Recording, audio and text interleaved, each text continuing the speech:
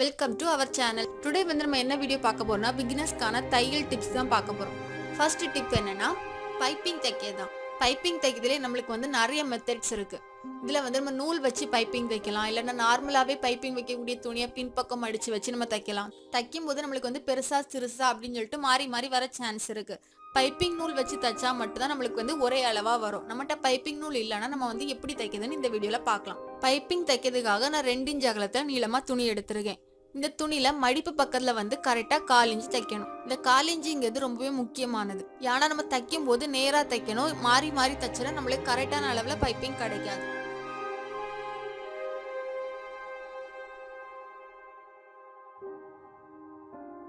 இன்னொரு 2 இன்ச் அகலத்துல நான் நீளமா துணி எடுத்திருக்கேன். இந்த துணிக்கு ஒரு பக்கம் வந்து நான் துணியை சுருட்டி ஊசி நூலை வச்சு ஒரு நாட் போட்டிருக்கேன். இந்த ஊசியை வந்து இந்த 1/4 இன்ச்சுக்கு ஒரு பக்கத்துல இருந்து அடுத்த பக்கம் எடுக்கணும்.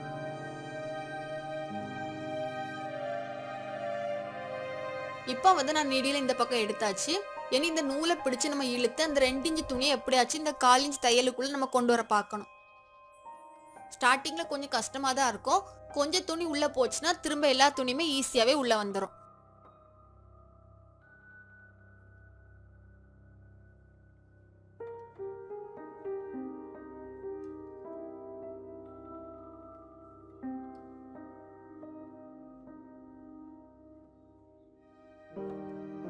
இப்போ வந்து துணியை மொத்தத்தையும் நம்ம வந்து உள்ள இழுத்துட்டோம். பார்க்கிறதுக்கு பைப்பிங் மாதிரியே இருக்கு.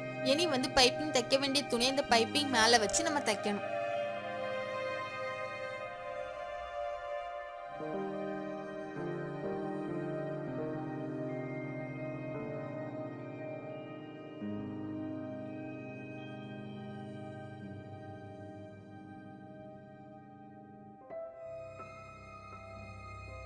இப்படி வந்து நம்ம தைக்கிறதுனால நமக்கு வந்து பைப்பிங் நூல் சுத்தமா தேவையே இல்லை. நம்மகிட்ட இருக்கக்கூடிய துணியை வச்சு நம்ம அழகா பைப்பிங் தைக்கலாம். இனி வந்து நம்ம செகண்ட் டிப் பார்க்கலாம். இது வந்து ஒரு பட்டன் ஸ்டிச் தான். நம்ம வந்து பட்டனை வந்து நார்மலா தான் ஸ்டிச் பண்ணுவோம். ஆனா இந்த பட்டன்ல வந்து ஒரு அழகான ஃப்ளவரை வந்து நம்ம ஸ்டிச் பண்ண போறோம். இதுக்காக நம்ம வந்து ஒரு கிரீன் கலர் நூல் எடுத்திருக்கேன். இந்த கிரீன் கலர் நூலை வந்து நான் படத்துல காட்டியிருக்கிறது மாதிரியே நம்ம வந்து தைக்கணும்.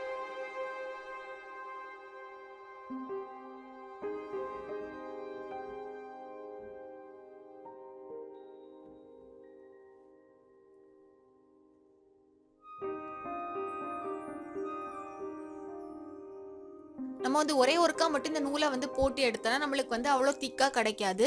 நமக்கு திக்கா வேணா 2 தடவை நம்ம போட்டு எடுக்கலாம். நான் 2 தடவை தைக்கேன் இந்த கிரீன் கலரை. இனி இந்த கிரீன் கலர் நூலை பின்பக்கம் நாட் போட்டு நம்ம முடிச்சிடலாம். இனி பிங்க் கலர் நூல் எடுத்திருக்கேன். இது ஃப்ளவர் தைக்கிறதுக்காக. இதுல வந்து மேல இருக்கக்கூடிய ஹோல்ல தான் நம்ம ஃப்ளவர் தைக்க போறோம். பின்பக்கம் இருந்து மேல் பக்கம் வந்து இந்த பிங்க் கலர் நூலை எடுக்கணும்.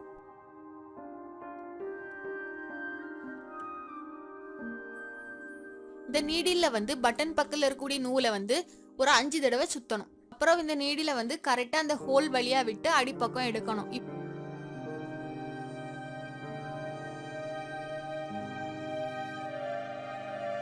இப்போ பார்த்தோன்னா ஃப்ளவர் மாதிரியே இருக்கும்.